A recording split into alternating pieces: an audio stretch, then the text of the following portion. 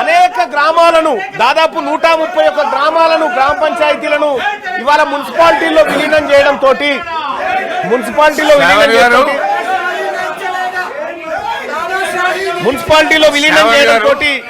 దాదాపుగా 130 మంది సభలో వచ్చారు.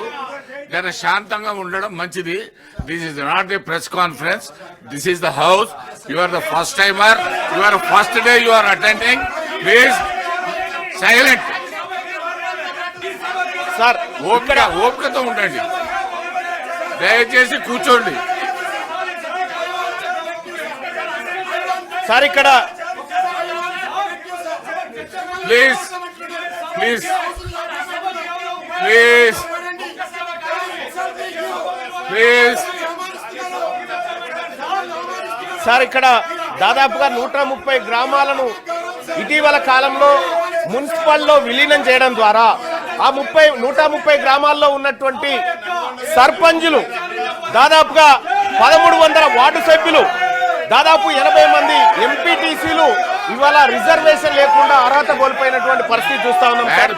అందులో దాదాపుగా బీసీలకు 634 మంది బీసీల సభ్యులకు బీసీ అభ్యర్థులకు దక్కాలి.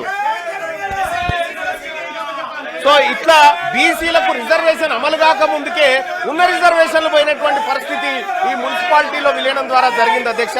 సో అధ్యక్ష, అత్యంత బాధాకరమైన విషయం ఏంటంటే మా బీసీల గోడు వెళ్ళబోసుకుందాం, బీసీల గోడు సభకు వెళ్ళబోసుకునే టైంలో విపక్ష నాయకులు, బీఆర్ఎస్ పార్టీ నాయకులు ఈ విధంగా వ్యవహరించి బీసీలకు సంబంధించినటువంటి అంశంలో వీళ్ళు చేస్తున్నటువంటి కార్యక్రమం ఏదైతే ఉందో అధ్యక్ష, ఇది బీసీలకు మోసం చేసే కార్యక్రమం తప్ప ఇంకొకటి కాదు అధ్యక్ష.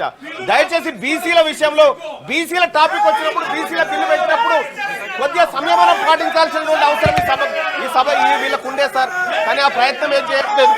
ఇక్కడ మేము మొత్తుకుంటున్నాం సార్, 70 సంవత్సరాల నుంచి బీసీలకు అన్యాయం జరుగుతుంది రాజకీయ ప్రాతినిధ్యంలో మొత్తుకుంటా ఉంటే కాంగ్రెస్ పార్టీ ప్రభుత్వం అంతో ఇంతో బీసీలకు లబ్ధి చేకూర్చడం కోసం కామారెడ్డిలో డిక్లరేషన్ పెట్టి 42% రిజర్వేషన్ చేయడానికి ప్రయత్నం చేస్తున్న తరుణంలో కీలకమైనటువంటి 50% స్లాబ్ను ఎత్తివేయాలనేటువంటి ఒక అంశాన్ని తీసుకున్నప్పుడు దయచేసి అధ్యక్ష, మా ఆవేదన ఎవరింటారు అధ్యక్ష? మా బీసీల ఆవేదన ఎవరింటారు అధ్యక్ష? ఈ నాయకులకేం పట్టింపు లేకుండా పోయింది. కనీసం మా బాధ వినాలి అధ్యక్ష. ఈ సభ వినాలి, ఈ సభ మా బాధ వినాలి, ఈ సభ మా బాధ అర్థం చేసుకోవాలి. 70 సంవత్సరాల నుంచి మాకు అన్యాయం జరుగుతుంది సార్, స్వాతంత్రం వచ్చినప్పటి నుంచి. కనీసం సార్ ఇక్కడ దాదాపు 634 బీసీలకు అవకాశాలు పోయినాయి సార్ ఇది అమలు కాకముందుకే. సార్ ఇంకొకటి సార్, కాంగ్రెస్ పార్టీ ఇప్పుడు 42% రిజర్వేషన్ ఇవ్వడానికి నిజంగా ఇప్పుడు అమెండ్మెంట్ చేస్తా ఉన్నాం, ఈ బిల్లును సరి చేస్తా ఉన్నాం, స్లాబ్ ఎత్తేస్తా ఉన్నాం కదా, దీనివల్ల కూడా సాధ్యం కాదు సార్. ఇది కూడా కేవలం మేము పని చేసామని చెప్పుకోవడానికి మాత్రమే పనికొస్తుంది తప్ప సార్ దీనికి 2 హార్డిల్స్ ఉన్నాయి సార్. ఒకటి సార్, ఇప్పుడు మనం ఇక్కడ 50% స్లాబ్ ఎత్తేసినప్పటికీ గవర్నర్ గారు ఆమోదం అవసరం సార్, గవర్నర్ గారు సంతకం అవసరం. ఒకవేళ అది దాటినా కూడా మళ్ళీ హైకోర్టు, మళ్ళీ సుప్రీంకోర్టు, మళ్ళీ ఇందిరాసహాని కేసు అడ్డం వస్తుంది సార్. ఇందిరాసహాని కేసు అడ్డం వచ్చినప్పుడు పరిస్థితి మళ్ళా మొదటికి వస్తుంది సార్. ఆ రోజు మనం ఈ ప్రజలకు ఏం సమాధానం చెప్తాం సార్? 42% రిజర్వేషన్ ఇవ్వడంలో అన్ని పార్టీలు ఫెయిల్ అయిపోయినాయి, ఈ ప్రజలకు న్యాయం చేయడంలో అన్ని పార్టీలు విఫలమైనాయి అని చెప్పదలుచుకున్నామా సార్ ఈ బిల్లు ద్వారా? అందుకోసమే దయచేసి అధ్యక్ష, నేను ఈ సందర్భంగా ఈ సభ ముందు కొన్ని అంశాలు పెడతా ఉన్నాను సార్. ఈ రాష్ట్ర ప్రభుత్వం ముందు పెడతా ఉన్నా, గౌరవ ఆ శాఖ మంత్రివర్యులను కోరుతా ఉన్నా, మీరు 42% రిజర్వేషన్లకు అడ్డంకులు స్పష్టంగా మాకు కనిపిస్తా ఉన్నాయి. ఆ అడ్డంకుల విషయంలో మేము మిమ్మల్ని తప్పు పట్టట్లేదు, అడ్డంకులు అందరికీ ఉన్నాయి. కానీ మీరు ఇవ్వడానికి మీ చేతిలో ఉన్నటువంటి అంశాలు అనేకం ఉన్నాయి. ఇక్కడ మీ చేతిలో ఉన్నటువంటి అంశాలు అనేకం ఉన్నాయి. బీసీ సప్లాన్ తీసుకురావడానికి సుప్రీంకోర్టుతో పంచాయతీ లేదు, మనకి కేంద్రంతో పంచాయతీ లేదు. కాబట్టి బీసీ సప్లాన్ విషయంలోనైనా మీరు చర్యలు తీసుకోండి. బీసీలకు కామారెడ్డి డిక్లరేషన్ ప్రకారం ప్లీజ్, ఒకవేళ కాళేశ్వరం విషయంలో మన హౌదులో కూడా చర్చ కావాలన్నప్పుడు నేను తప్పనిసరిగా ప్రభుత్వంతో మాట్లాడతాను, నెక్స్ట్ సెషన్ లో పెట్టమని చెప్తాను. సార్ ఇక్కడ సార్ బీసీ సప్లాన్ విషయంలో సార్ ఈ రాష్ట్ర ప్రభుత్వం తక్షణ నిర్ణయం తీసుకోవచ్చు సార్. చేయదలుచుకుంటే బీసీ సప్లాన్ను ప్రతి ఏడాది 20,000 కోట్ల రూపాయలు బీసీల సంక్షేమానికి ఖర్చు పెడతామని కామారెడ్డి డిక్లరేషన్ లో కాంగ్రెస్ పార్టీ చెప్పింది సార్. ఏది 5 ఏళ్ల కాలంలో 1,00,000 కోట్లు బీసీల సంక్షేమానికి ఖర్చు పెడతామని చెప్పినటువంటి కాంగ్రెస్ పార్టీ రెండు బడ్జెట్లలో కలిపి కనీసం 20,000 కోట్లను కూడా బడ్జెట్ లో కేటాయించలేకపోయింది సార్. ఇక్కడ వివక్ష కనిపిస్తా ఉంది sir. I am to announce to the House I have received the following message from Honorable Speaker, Telangana Legislative Assembly. In accordance with the Rule 123 of the Rules of Procedure and Conduct of the Business in the Telangana Legislative Assembly, I transmit a copy of the following bills as passed by the Legislative Assembly on 31st August 2025. దయచేసి రవీంద్రరావు గారు గౌరవ సభ్యులకు నేను మనవి చేసేది ఏంటంటే అవతల హౌజ్లో జరిగిన దానికి ఈ హౌజ్లో సంబంధం లేదు. రూలు యాక్ట్ ప్రకారం సంబంధం లేదు.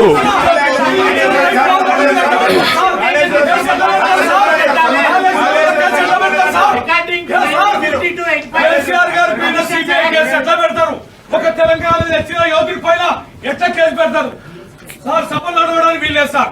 చర్చకు అవకాశం. Telangana municipalities third amendment bill 2025 వరకు చేయలేదు. నేను అడుగుతా ఉన్నా, గౌరవ మంత్రివర్యులను అడుగుతా ఉన్నా, మీరు అమలు చేయడానికి మీరు ఇవ్వడానికి సిద్ధంగా ఉన్న అంశాలు అనేకం ఉన్నాయి. ఇక్కడ వీటిని చిత్తశుద్ధితో అమలు చేయండి.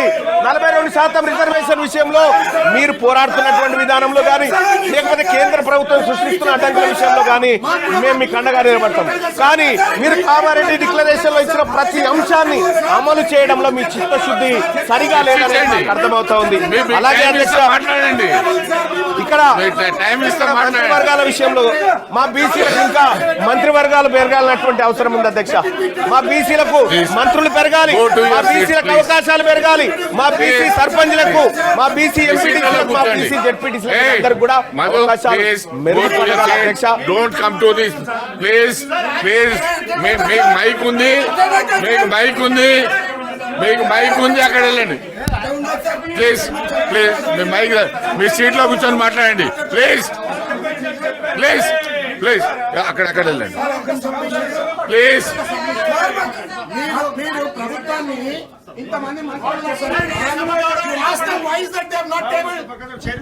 చాలా విషయాల్లో అసెంబ్లీలో వచ్చే విషయాలు ఇక్కడ రావు. ఇక్కడ వచ్చే నో ప్లీజ్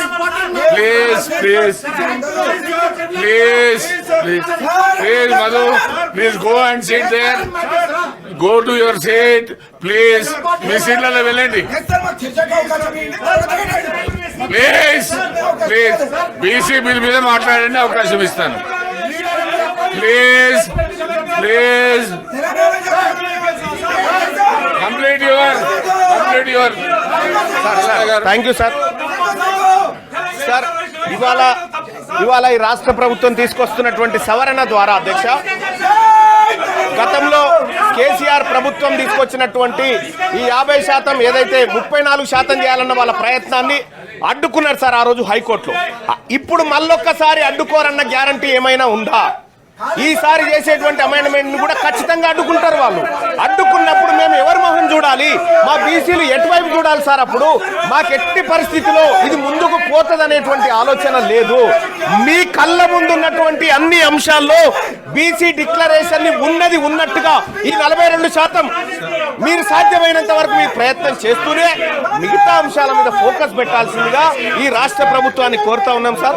అలాగే ఇదే బీసీలకు సంబంధించినటువంటి విషయంలో ముదిరాజులను అధ్యక్ష, ఇదే కామారెడ్డి డిక్లరేషన్ లో మా ముదిరాజు సోదరులను జీఓఎంఎస్ నెంబర్ 19/2/2009 పునరుద్ధరణ చేస్తామని చెప్పి కాంగ్రెస్ పార్టీ హామీ ఇచ్చింది అధ్యక్ష.